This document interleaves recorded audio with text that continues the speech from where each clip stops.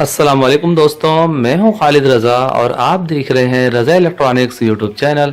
दोस्तों, आज की ये video donkey pump crank set replacement की पार्ट 2 की वीडियो है। पिछली वीडियो में आपने देखा कि इस डंकी पंप में बहुत ज़्यादा आवाज़ आ रही थी,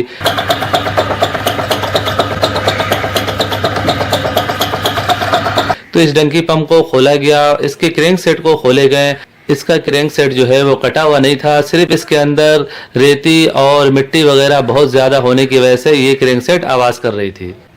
इस डंकी पंप के पिस्टन को पूरी तरह से खोल के अंदर से इसे डीजल से वॉश किया गया और पूरा तरीका आपको दिखाया गया।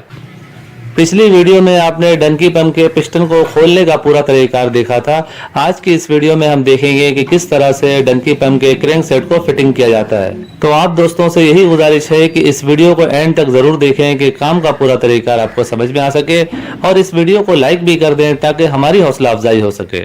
और अगर आप हमारे चैनल में नए हैं और अगर अभी तक आपने रज़ा इलेक्ट्रॉनिक्स यूट्यूब चैनल को सब्सक्राइब नहीं किया है तो इसे सब्सक्राइब कर लें और साथ में बेल आइकन भी प्रेस कर दें कि मेरी नई वीडियो का नोटिफिकेशन आपको मिलता रहे। तो चलिए दोस्तों, शुरू करते हैं। यहाँ पे जैसा कि तार को हमने मोड़ा हुआ है, तो इस तार की मदद से ये देखें हमने गुटका सील को बाहर निकाल लिया और ये आप देख सकते हैं गुटका सील काफ़ी ख़राब हो चुका है, इसका होल काफ़ी बड़ा हो गया है।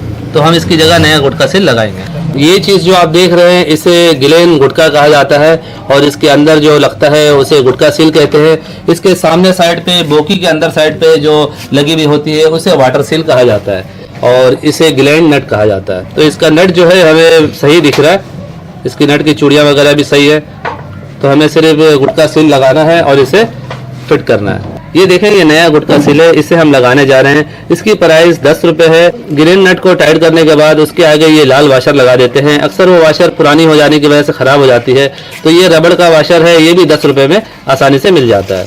पहले हम गुटका सील को लगा के इसके गिलेन नट को लगाएंगे और उसके बाद इसके राड को लगाएंगे जो कि यहाँ से जाएगा। ये नट को हम इसी तरह ये भी फंसा रहे हैं क्योंकि राड लगाने के बाद हम दोबारा से इस नट को खोल के इसमें गिलेन डोरी लगाएंगे। और अब हम इस राड को लगाने जा रहे हैं। ये राड यहाँ से इंसर्ट होता है और ये देखें यहाँ से आके ये राड आउट होगा। यहाँ पे हमें ये लाल वाशर दे देना है।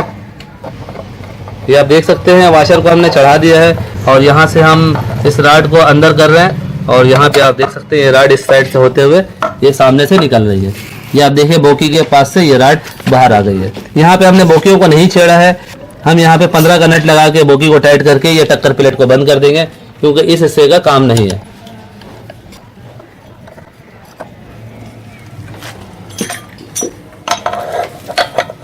यहाँ से हमने एक सरिया लगा दिया है कि ये राड जो है वो घूम रहा है आराम, क्योंकि हम यहाँ से बोकियों को टाइट कर रहे हैं।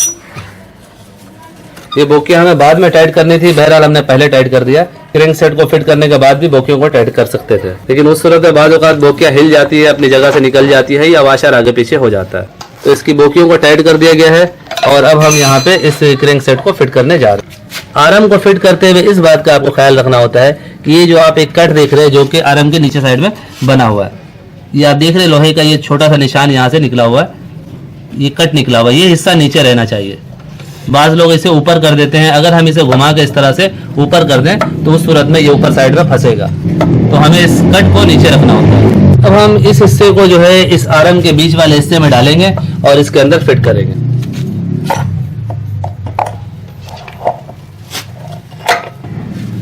ये हमें आहिस्ता आहिस्ता घुमा घुमा के इसे अंदर की तरफ धकेलना होता है। दोस्तों, जैसा कि आपने देखा है कि आर्म के बीच वाले होल में इसके क्रैंक सेट के राड को डाला गया है और जैसा कि क्रैंक सेट अपनी जगह पे बैठ गया है, अब इन दोनों बोल्ट को हम टाइट करेंगे यहाँ, और इस तरफ जो बोल्ट लगा हुआ था वो हम लगा के इसे टाइट कर देंगे। इसका काम तकरीबन मुकम्मल हो चुका है।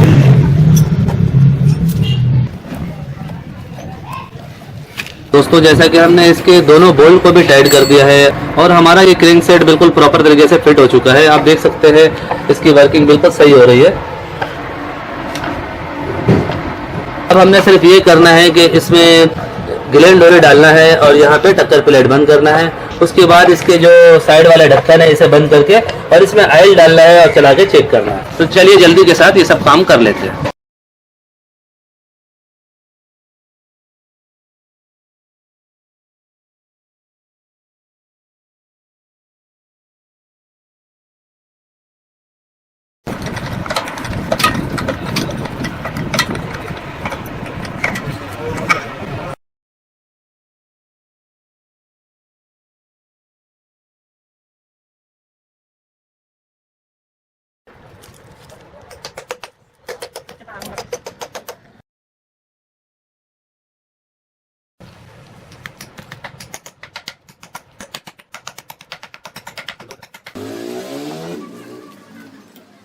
दोस्तों जैसा कि हमने ढक्कन को बंद करने से पहले इसमें प्लास्टिक लगाया है, अक्सर आपने देखा होगा कि यहाँ पे ऑयल हल्की हल्की लीकेज होती है। ढक्कन की लूजिंग की वजह से ऑयल लीक हो रहा होता है, तो हम जब इसे बंद करते हैं तो इसमें प्लास्टिक लगा देते हैं और बाद में माचिस की मदद से इन प्लास्टिक को हल्का हल्का जला देते हैं।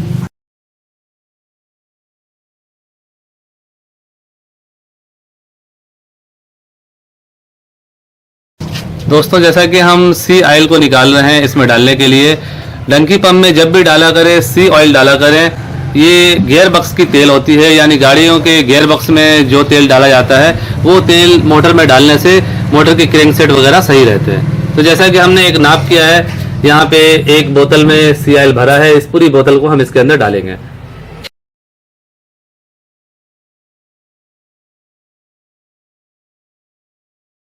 दोस्तों तेल डालने के बाद जैसा कि ये इसका ऑयल गेज है, इसके जरिए हमें नाप करना होता है। ये आप देख रही है दूसरा निशान, ये पहला है और ये दूसरा है। तो दूसरे निशान तक हमें तेल की पैमाइश करनी होती है, तेल भरना होता है कि यहाँ तक जब हम इसे इस तरह से डाल के निकालेंगे तो तेल यहाँ तक आनी चाहिए। जैसा कि मैं नाप कर रहा हूँ यहाँ पे, तो आप देख सकते हैं तेल इसमें काफ़ी कम है। अभी हमें एक बोतल और तेल डालना पड़ेगा, तेल इसमें बिल्कुल ही कम है।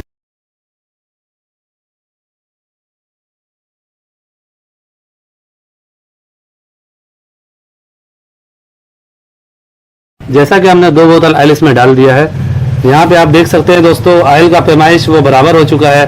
ये दूसरे निशान तक ऑयल पहुँच चुका है जैसा कि हमें नज़र आ रहा है। तो अब हम इसे बेल्ट चढ़ाएंगे और इसे चला के चेक करेंगे।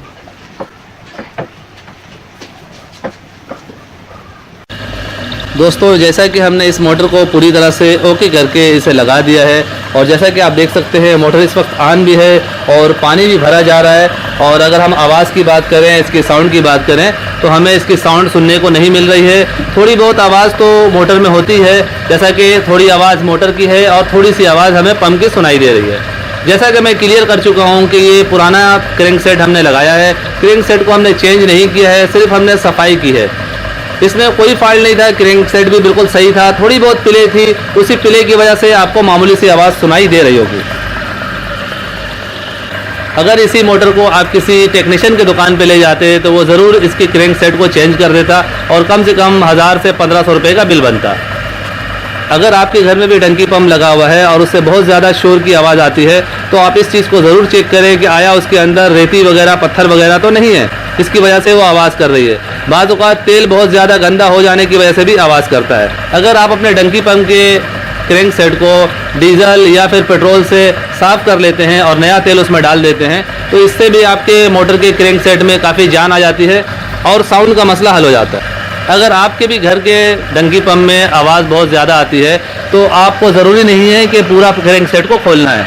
आप इस ढक्कन को उतार के, इन दोनों साइड से इस ढक्कन को खोल के इसे डीजल या पेट्रोल से अच्छी तरह से वॉश करने के बाद इस ढक्कन को दोबारा से बंद करके भी इस मसले का हल कर सकते हैं। सो फाइनली दोस्तों, मेरी आज की ये वीडियो यहीं तक थी। वीडियो के बारे में कमेंट सेक्शन में अपनी कीमती राय ज़रूर दीजिएगा।